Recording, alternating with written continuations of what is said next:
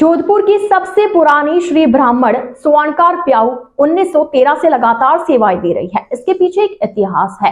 सर्वप्रथम मंडोर उद्यान में समाज के युवाओं द्वारा स्वयं के खर्चे से सरकंडों व घास की प्याऊ लगाकर पानी की व्यवस्था की गई थी। तत्कालीन महाराज ने 1935 में यह व्यवस्था देकर श्री कैलाश प्याऊ को मंडोर में 1 साल देने का आदेश दिया, जिसका जिक्र 10/5/1937 के पत्र में दर्शाया गया। एक समय था जब कैलाश प्याऊ बैलगाड़ियों का उपयोग करती थी। धीरे धीरे ट्रकों की व्यवस्था भी होती रही। खास बात यह थी कि उस समय के राजा महाराजाओं द्वारा कुछ शुल्क लेकर कैलाश प्याऊ को ट्रक भोगीशैल परिक्रमा के लिए उपलब्ध कराते थे, जिसका जिक्र आज भी कैलाश प्याऊ की बहुइयों में लिखा है।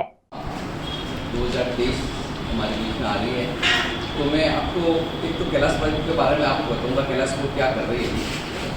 इसके संबंध में है कि जोधपुर कैलाश प्याऊ जो है वो 1913 से लगातार सेवाएं दे रही है। इसके पीछे एक इतिहास है। सर्वप्रथम मंडोर उद्यान में समाज के युवाओं द्वारा स्वयं के खर्चे पर सरकंडे और घास की प्याऊ लगाकर पानी की व्यवस्था करते थे।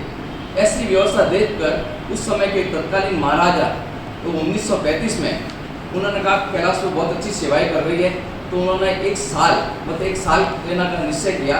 इसका जिक्र उन्होंने एक पत्र दिया था। उसकी जो डेट थी वो 10/5/1937 में थी। तो 1937 में पहली बार मंडोर उद्यान में जो साल दी गई थी उसका बिल्कुल लिखित में एग्रीमेंट था। उसके बाद में क्या था, एक समय था जब कैलाश प्याऊ बैलगाड़ियाँ थी, उस टाइम ट्रकें नहीं थी, बैलगाड़ियों की व्यवस्था करते थे।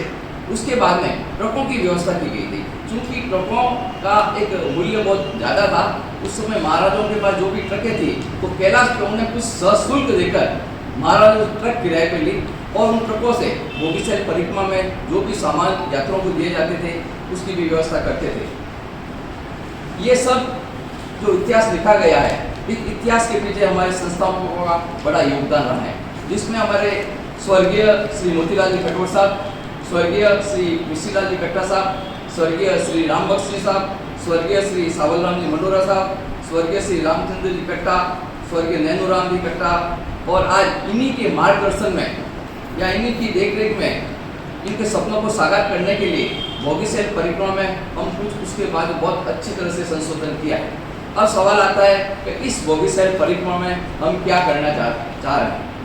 तो इस भोगीशैल परिक्रमा में ये जो तारीख है 28 जुलाई से 3 अगस्त तक है। इसमें ब्राह्मण स्वर्णकार श्री ब्राह्मण स्वर्णकार कैलाश प्याऊ का जो भी सुविधाएं दी जा रही है बिल्कुल निःशुल्क रूप से दी जा रही है। अब सवाल है निःशुल्क सुविधा क्या क्या है।